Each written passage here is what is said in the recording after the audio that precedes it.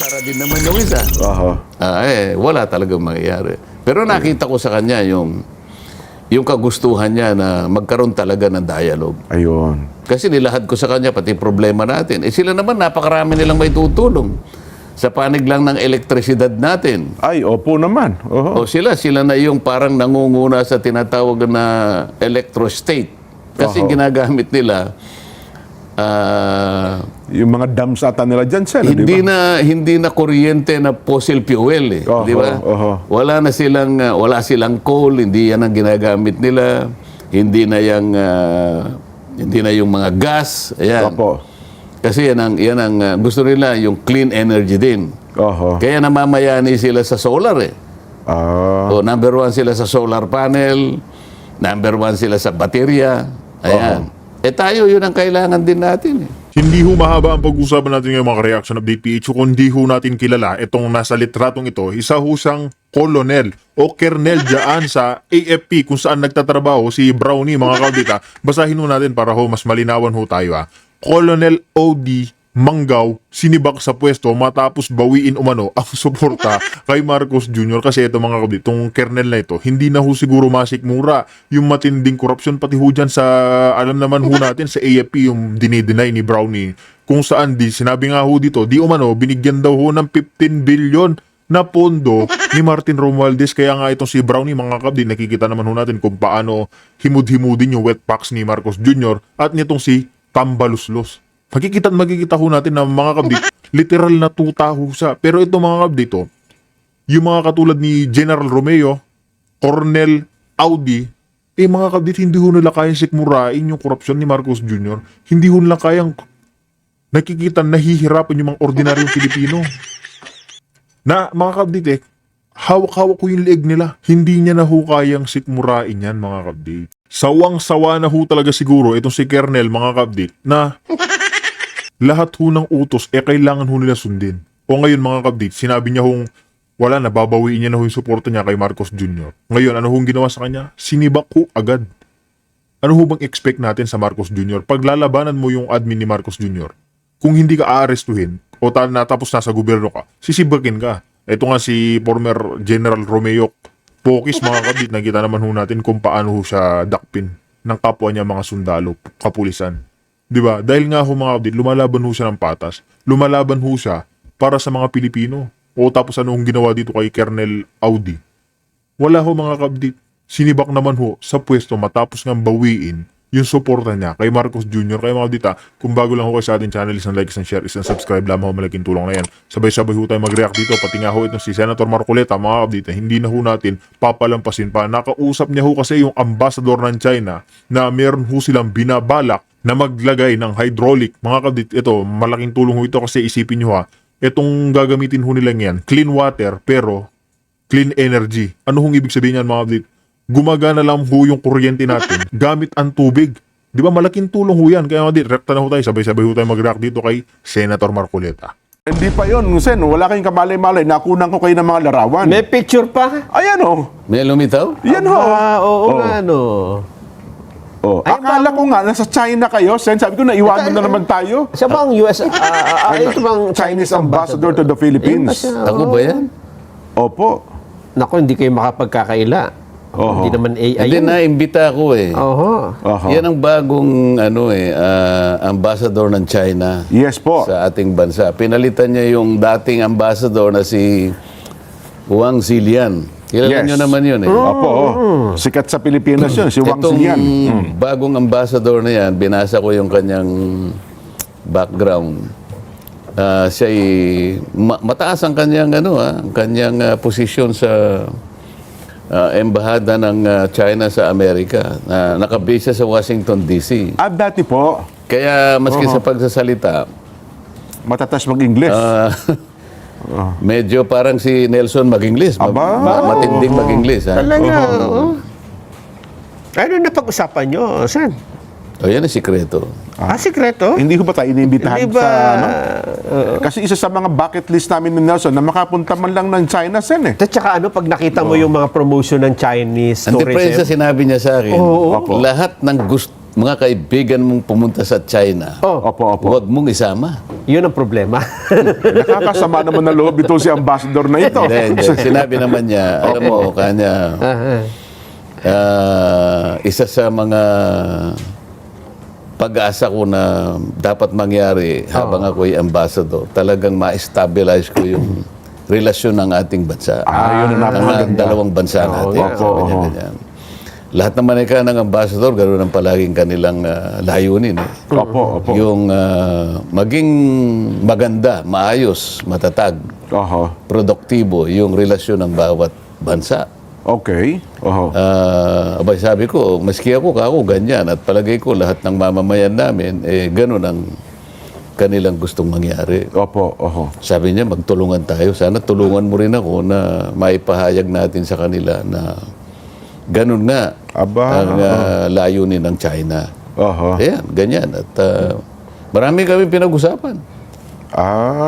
Ano po yung meron bang kasi alam niyo naman ngayon Sen, parang may mga campaign sa social media lang naman na para bagang pinasasama yung larawan ng China di ba? May mga ganong aminin naman natin o hindi, may mga kumakampanya ng ganun po. So although sa social media naman Sen. Ganun nga, maski siya naman alam niya yon. Opo. Ang pinakiusap niya lang, sana man lang ay... Ako hindi ako naniniwala na sa relasyon ng dalawang bansa ay dapat walang zero-sum game, sabi niya. Ang ibig niya sabihin, nung ginamit niya yung zero-sum game, parang bihasa ito sa lingwahe ng diplomacy talaga. Yung zero-sum game kasi, kasama yan sa game theory, sa, alam mo na, sa diplomacy, public diplomacy na hindi naman kailangan mag-gain ka yung isa naman ay nalugi. Kailangan parehas kayo. Ang gusto niya yung walang nalulugi. Maganda, ma-stabilize natin. Pangkaraniwan kasi, magkakagasta ka bago mo ma-stabilize. Dapat walang ganon. Walang negative. Pwede namang mangyari yun. Sabi ko, palitan natin ang naratibo. Sabi ko ganyan. Kasi ang nangyayari dito sa ngayon, at maging yung media ngayon, maliit na bagay lang ang nangyari. Halimbawa, nagkaroon ng dispute sa South China Sea. Maaring nagkaroon ng skirmish, halimbawa. Palalakihin niya. Ayun na nga po, hinahype. Samantalang yung mga nagagawa ninyong mabuti, kung meron man, at nakikita ko naman talaga, pinipilit nyo naman na magkaroon tayo ng ugnayang pang-economic, di ba? People to people. Pero hindi na-highlight yun. Ang na-highlight yung, kinanyon mo yung ganito. Di ba? Yun ang palaging lumalaki. So yung naipupundar ninyong mabuti, natatakpan nung ganito. So sana nga, puro isda lang naman ang pinag-uusapan dyan. Ba't pa natin pag-uusapan ng pag-aawayan pa ba natin ng mga isda? Sabi ko, yung mga isda, common yan Common. Yes po, Ngayon, kung payag ka, sabi ko, simulan natin doon sa sinabi ka ako nung arbitral tribunal. Medyo napaganon siya ng arbitral tribunal iniiwasan nila yun. Allergy. Allergy. Relax ka lang, cool. Kasi sinabi lang doon, palitan natin ang naratibo. Kasi sinabi niya, yung Scarborough Shoal is a traditional fishing ground. Siguro, naiintindihan mo naman yun. Sabi niya. Ibig sabihin noon, mangingisda ninyo, mangingisda ng Vietnam, mangingisda ng Pilipinas, pare-parehong pwedeng makinabang. Mga isda lang ang pinag-uusapan. Magsimulan tayo sa mga bagay na pwede nating pagkasunduan. Yun ang palaging maganda sa diplomacy. Humanap ka ng maraming mga bagay-bagay na pwedeng mapagkasunduan. Iwasan natin yung mga bagay na umpisa pa lang, magsusuntukan na tayo. Kaya nga diplomasya, Sen. Tingnan mo ako yung ginawa mo sa Vietnam, nakapag-arrange kayo ng isang lugar, dito ka, kanya, dito kayo. Naayos ninyo yun. Nagkaroon ng medyo banggaan doon talaga. Nagbari lang kayo, pero later on, naayos nyo. Naayos nyo rin yung sigalot nyo sa India. Meron din kayong sigalutan sa panig ng Japan. pero naayos nyo. Bakit sa Pilipinas hindi natin Parang hindi, umpisahan? ano. Yun nga yung gusto naming mangyari. Ayun, Di ba? Kapag ka nailagay na, ang naratibo mapapalitan natin. Ayun. Pagkatapos yung Code of Conduct, bakit pagkatagal-tagal hindi natin maayos-ayos yun? Sabi ko, napirmahan sabi ko ng ASEAN at saka ng China yung Conduct of Parties. 2002 pa yun eh. Opo. Pero yung Code of Conduct, after that, 2002, 2026 na ngayon, sa Makatwid, mahigit na 20 taon na nakararaan.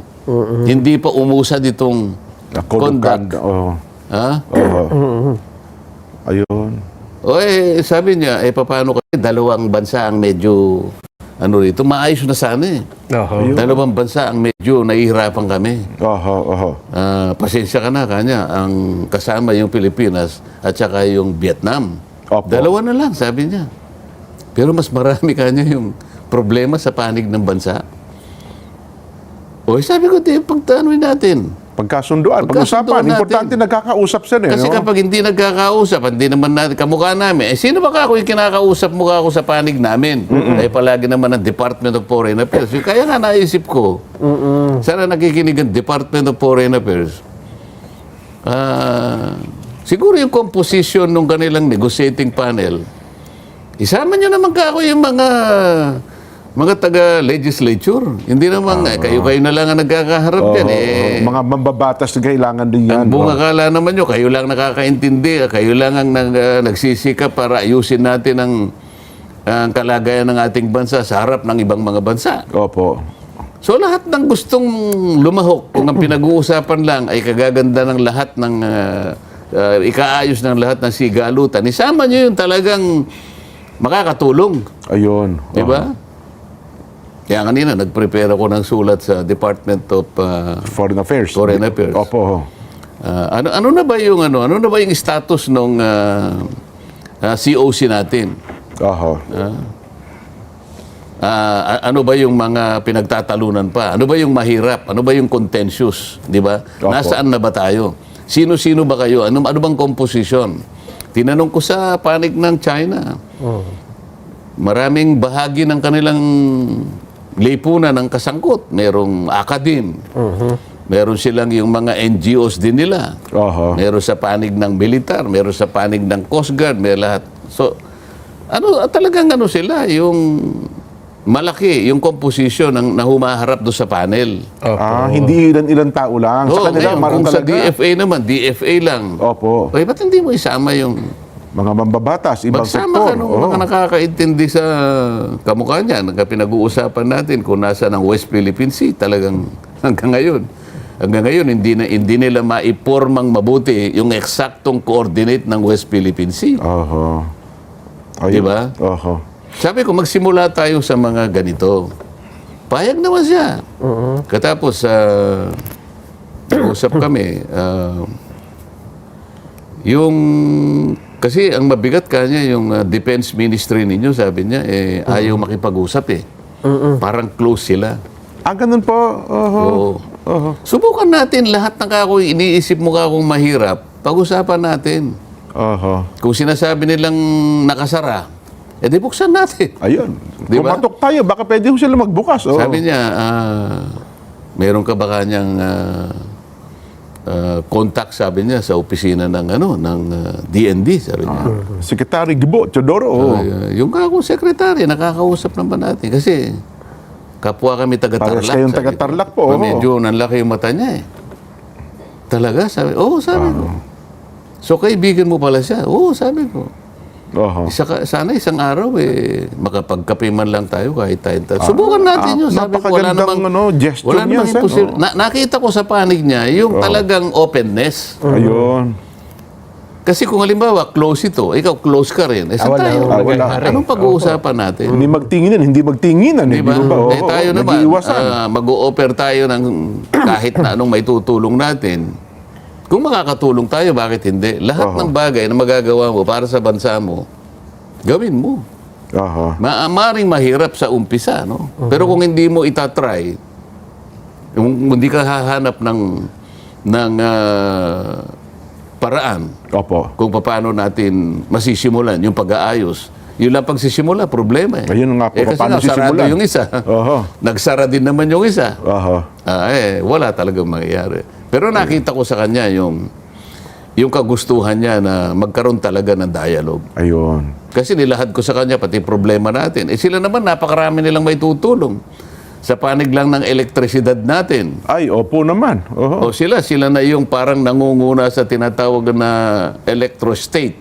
Kasi ginagamit nila Yung mga dams ata nila dyan, Sen, di ba? hindi na kuryente na fossil fuel eh, Oho, di ba? oho. Wala silang coal, hindi yan ang ginagamit nila. Hindi na yung mga gas, ayan. Opo. Kasi yan ang gusto nila yung clean energy din. Oho. Kaya namamayani sila sa solar eh. O, number 1 sila sa solar panel, number 1 sila sa baterya. Ayan. Tayo yun ang kailangan din natin eh.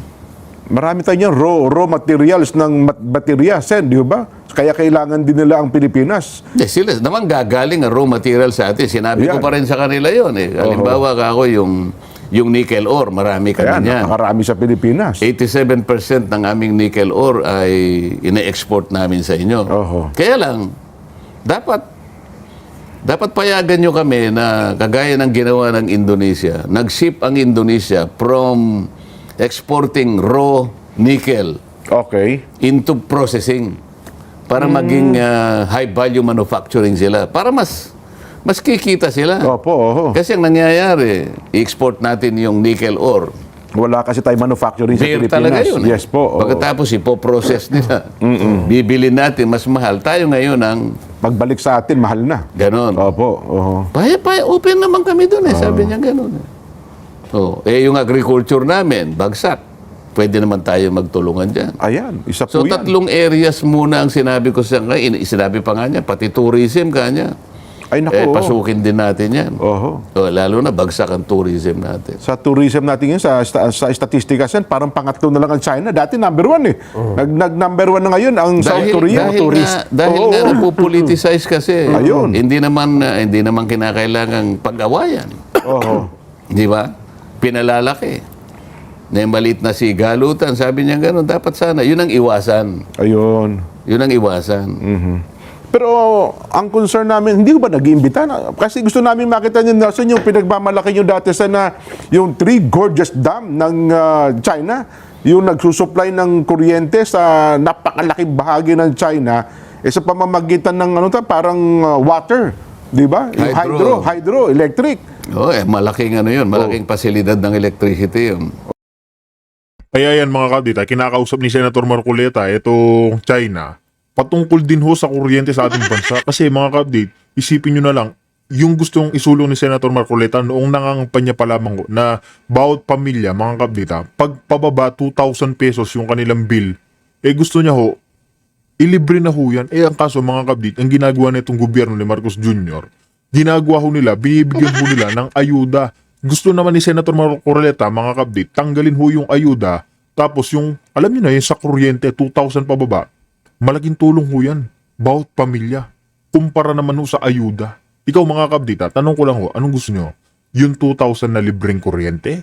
O bibigyan kayo ng ayuda para ho sila, yung korupsyon nila, yung bilyon-bilyon nila mga kabdit, makakapagnakaw ho sila. Kasi bawat pamilya mga kabdit, aprobado ho ito. Etong 2,000 pababang kuryente, malaking bagay ho yan mga kabdit.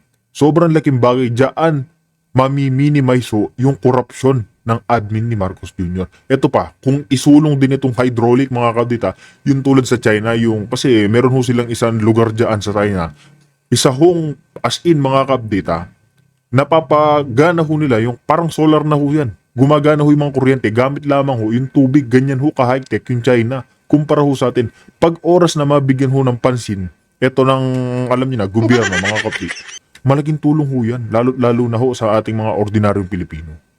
Pabor ho ba kayo dyan, mga kabdit? Tanong ho yan. Oho.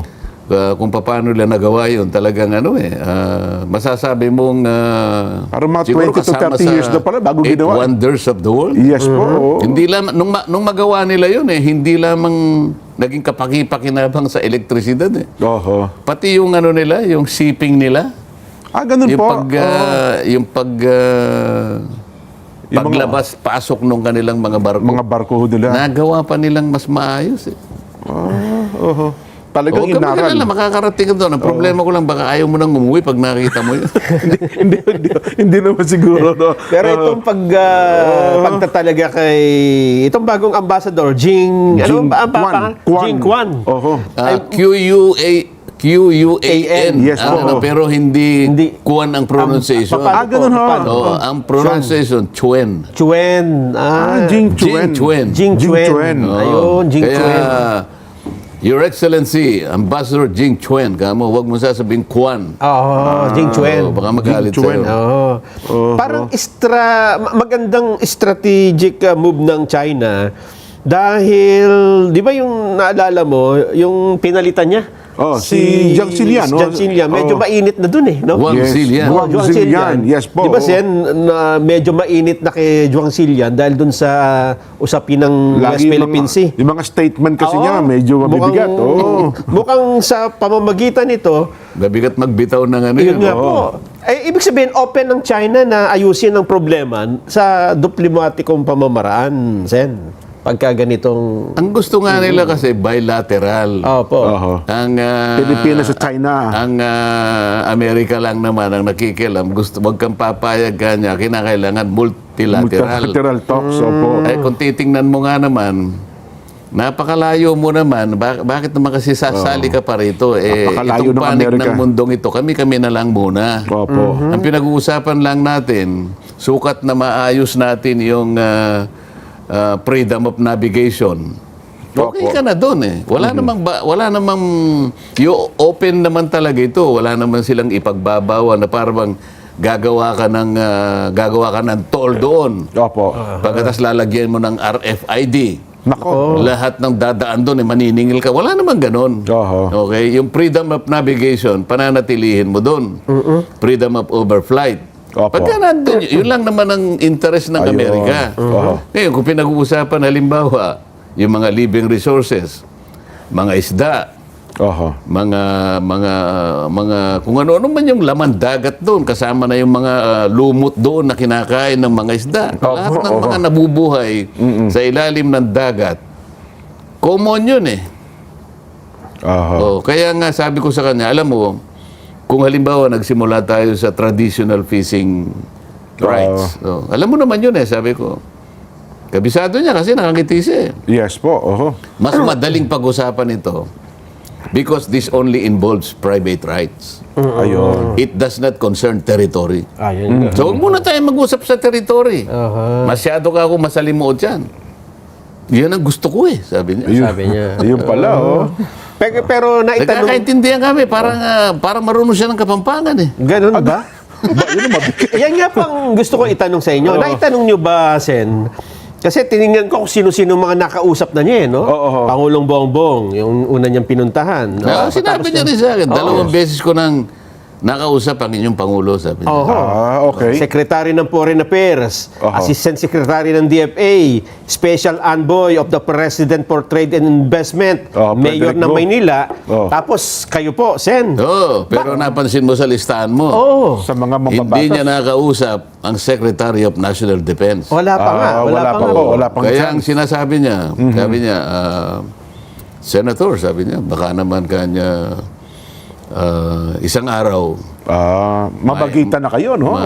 maimbita natin si... Tayong tatlo lang, magkakapit tayo, sabi niya ganun. Trilateral. Koboy. Trilateral meeting.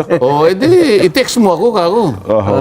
Na yan ang gusto mong mangyari. Ayan. Hindi pa ako nakakalabas doon sa village nila, tinext niya na ako eh. Sabi. Ipakikita ko sa yung text niya. Sabi. Yun, unang-una, pinasalamatan niya ako na salamat kanya na pinaunlakan mo ako sa imbitasyon ko na magkita tayo.